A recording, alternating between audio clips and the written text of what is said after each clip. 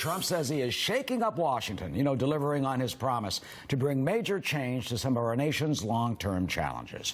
Our next guest pointing that out, writing, quote, Trump is daring to clean up the establishment's biggest messes, and they hate him for it.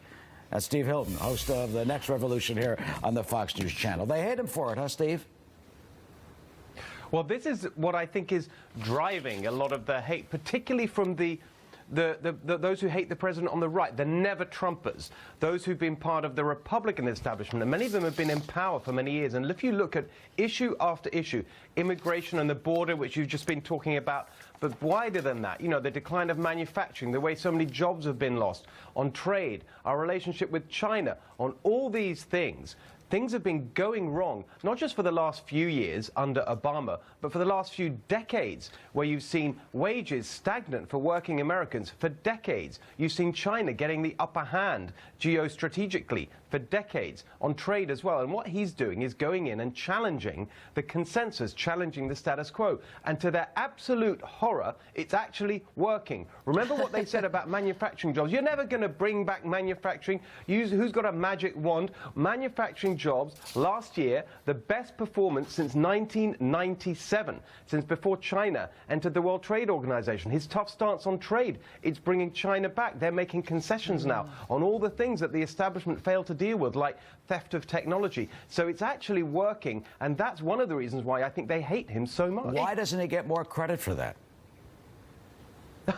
I don't know. I think that if you really get to the heart of it, there's a conversation I had with Bill Bennett, who was on my show on Sunday night. I think a lot of it is totally superficial. It's to do with questions of taste. They literally don't like the fact that he's different culturally. They don't like the fact that he doesn't sort of give credit to intellectuals. They don't like the fact he eats McDonald's. It's all those kinds of things. They find him vulgar and not to their taste. It's totally superficial. They can't actually focus on the substance of what he's doing that's actually improving those long-term problems. Interesting, in your piece, you write about that very word, hope. You say this, on issue after issue, yes, Trump is barging in. Yes, he is throwing out the old playbook. It's called change. And unlike Obama, who talked endlessly about change, President Trump is actually delivering it. And remember, hope and change. We heard a lot about that, and that comparison's interesting. That's exactly right, and it's almost as if people are kind of amazed. There's a candidate who runs for office. He says, I'm going to change things. I'm going to do things different. He was incredibly clear, wasn't he, in the campaign? He was clear about the bad trade deals, about bringing back jobs, about all these different things, about ending the stupid foreign wars. And then he actually does it. That never happens in politics. That's why I think there's such shock at the way President Trump is behaving. He's just taking it as read that if you make a promise, you try and deliver it. That's why he's so frustrated about the wall, because that's the one big promise that hasn't yet been delivered. And that's exactly, by the way, why the Democrats won't let him have the wall, because if he gets the wall, then pretty much all the promises have been delivered. Yeah, it's a symbol for the Democrats, they say, about him. I mean, do you think he threatens the status quo? Yes, and directly so.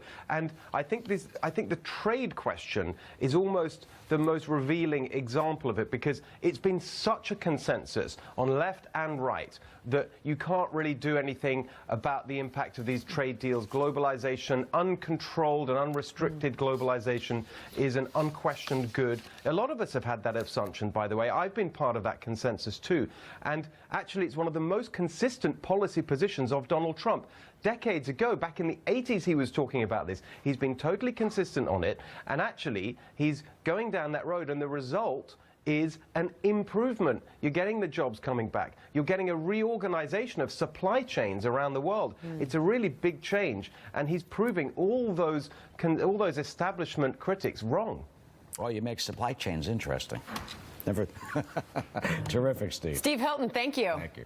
All right, we've got some breaking news coming into us right now from our own John Roberts, reporting from the White House, exclusively reporting that multiple sources are telling Fox that the Sergeant at Arms has been delivered a letter from the White House asking to schedule a walkthrough for next week's State of the Union address. Of course, the controversy surrounding that is that the Speaker of the House, Nancy Pelosi, invited the president to deliver that address address, and then recently made a suggestion that he should not do that in the wake of the government shutdown.